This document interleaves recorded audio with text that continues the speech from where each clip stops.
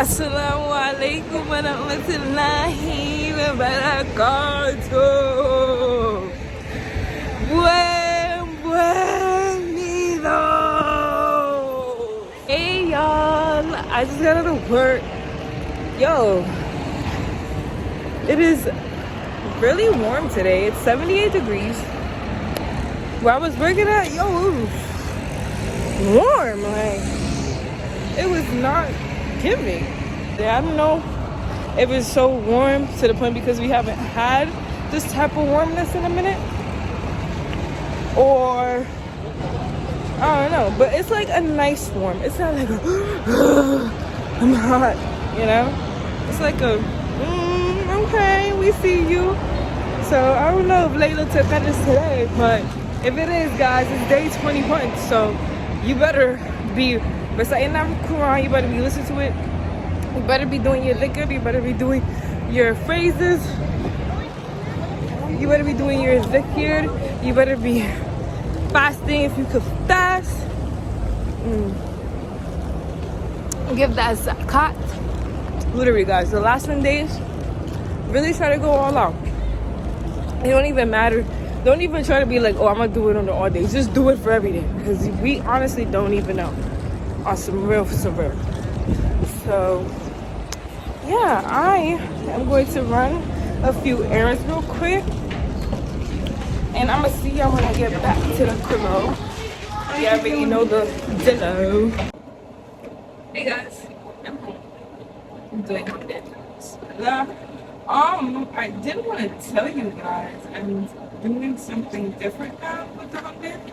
Lately, I've been adding a little bit of cinnamon and a little bit of nutmeg. We need a new nutmeg, I know that. And the reviews have been accepted, you know, by far. Like, people was loving it.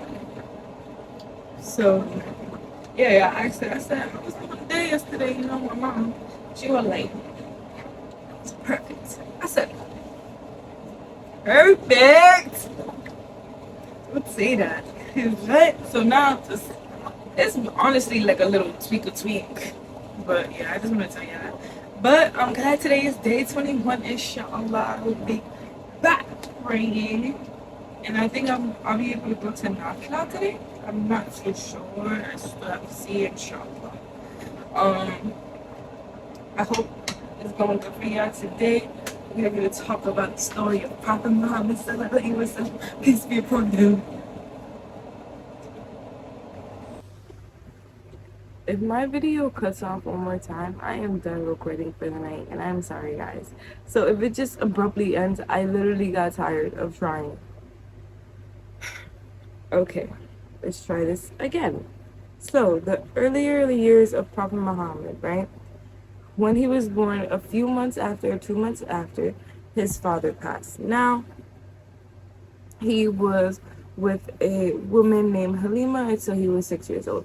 Once he was 6 years old, he was double orphaned.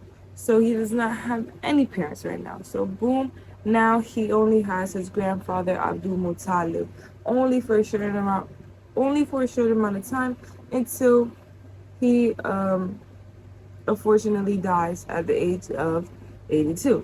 Now he's in the custody of somebody named Abu Talib and his wife Fatima bint Asad. They love Muhammad as if he was their own, and they adored him very much so. So Abdul Talib would take him literally everywhere. So he was a trader. So Abdul Talib, he would go on trade trips, and he would take Prophet Muhammad sallallahu alaihi wasallam with him. On one of these ships, they had stayed near a monastery in Syria. They went to a monastery near Syria, and there was a monk there named Buhaira.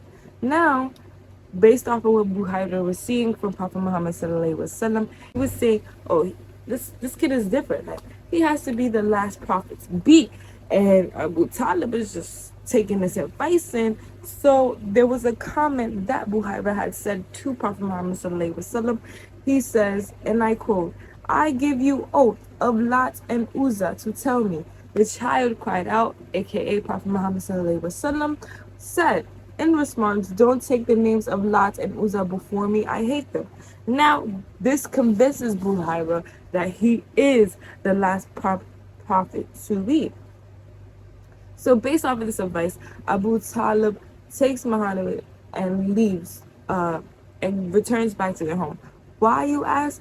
Because if the Jews found out that this Prophet Muhammad ﷺ was probably the last prophet to be, based off of signs that he, a monk, could see, probably the Jews could see too. So he just wanted to, because of how much love he had for Prophet Muhammad ﷺ, they skedaddle. Please correct me if I'm wrong. I am reading from al-islam.org. Okay. Now we're moving on to the sacrilegious war. So Ukaz at the time, this place they were going through war, as I just said, the sacrilegious war.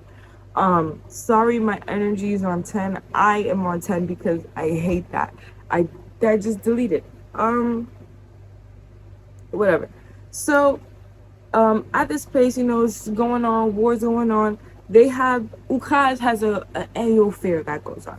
And at this annual fair, they do a lot of crazy things. They have dancing girls there, aka modern day times, probably strippers. They had drunken affairs. They had orgies. They had poetry contests and gaming tables, and all of this would always end in a brawl and bloodshed. A brawl and bloodshed. So, because of this, Muhammad took it upon himself to put himself in this league. And in this league, this was a league of peace. So they just wanted to protect people who did not want to be a part of this type of environment. Travelers who were coming to see and didn't know the vibe of the environment that they were about to be in. Victims of oppression. Yeah, he was just a very active interest in being in this league.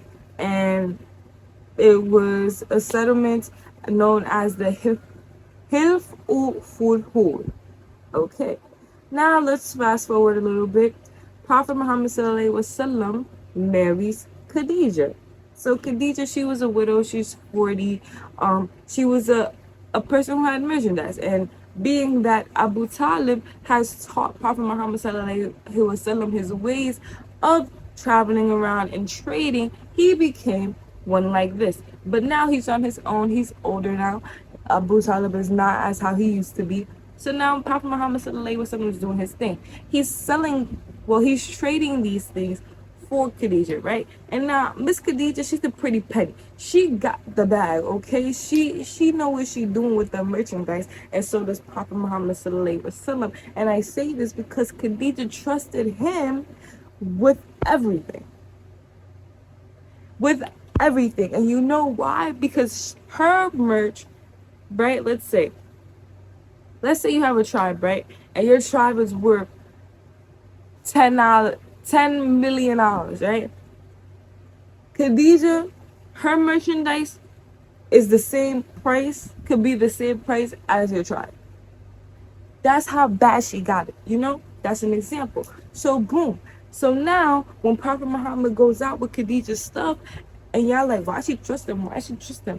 Because he will come back and he would double it. You know the sound on TikTok, baby, like, I had to double it. He would double it. And she was like, damn, like, my stuff is expensive, but you get in the bag to the bag. So boom, after this, for these 2 months, Prophet Muhammad's doing his thing, comes back, he gets married to Khadija, and now they're married. Boom, and now he's 25 during this time.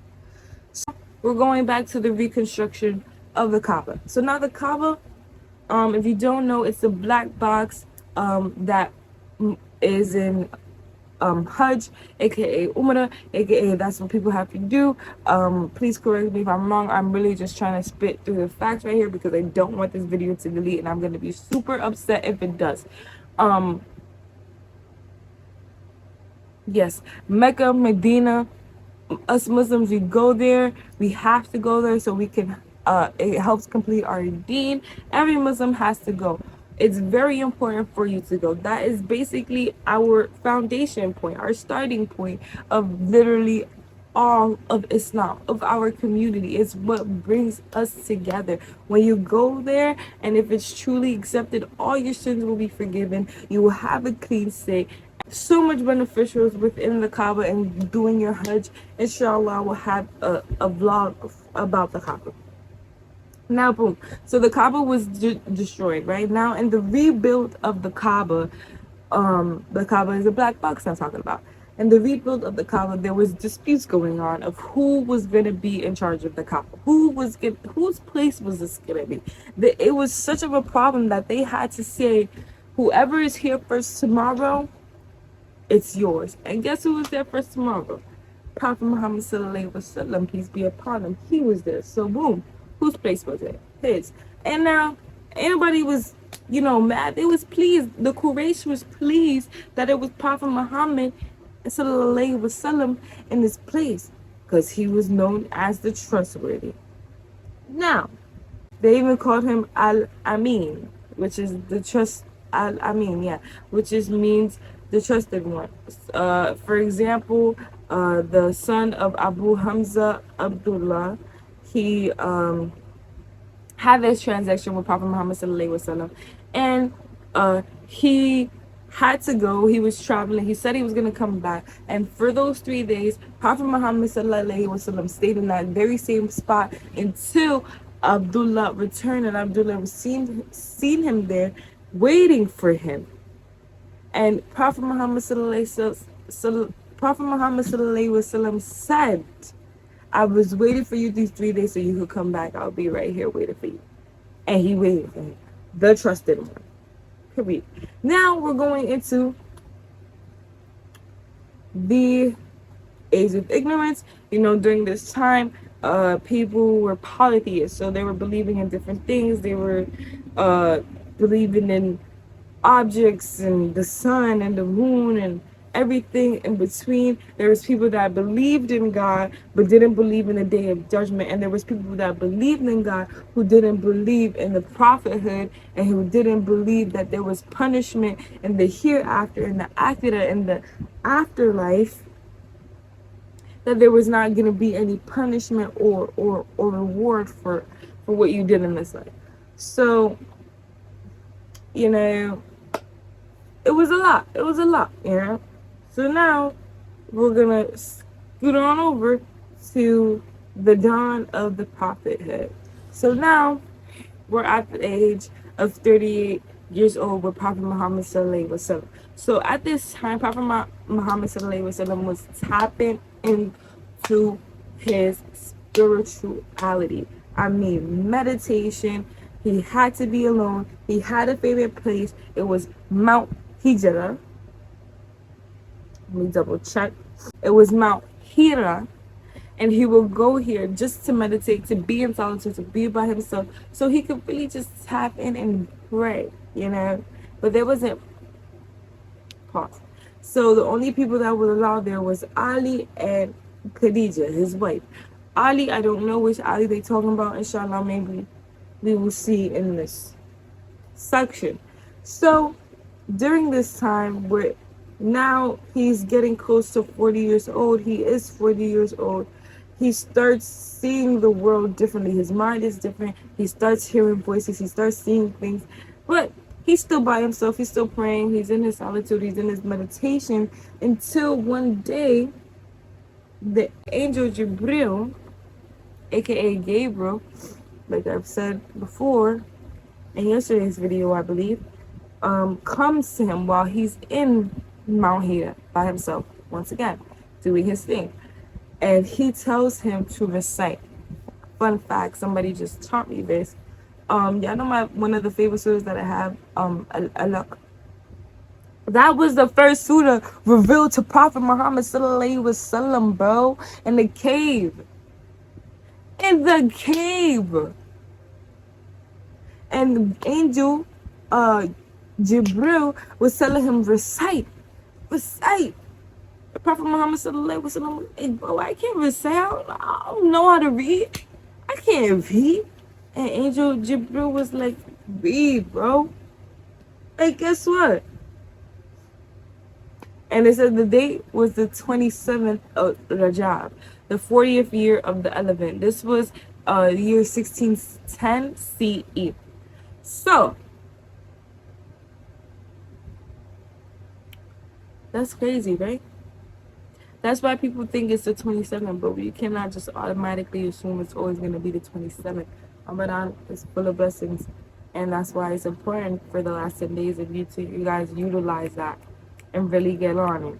So then for the next 23 years, Prophet Muhammad ﷺ has continued to be in unity with God ever since he's been revealed to Angel Jibril, and he sees these things for himself. It's more real now. It's more true. Give me like 3 more minutes. So his mission as the Prophet Muhammad ﷺ was to end this polytheistic idealism and the superstition, get rid of the ignorance, the disbelief in Allah, etc., etc. And I think I'm gonna stop there, guys. This cannot all be put in one video. This is a lot of information that's very, very interesting, and we should definitely call this one a pause right now. And yeah, so you already know the dealio. If you're not subscribed to my channel, please subscribe, share, comment, like those videos. Open the description box, check out my description box. Turn on my post notifications so you can get more notifications of when I post. Thank you guys so much for tuning in. Day 21 is complete and day 6 is incomplete for me. Inshallah, I will be back at it again, and I can't wait to see ya when I see ya. Bye.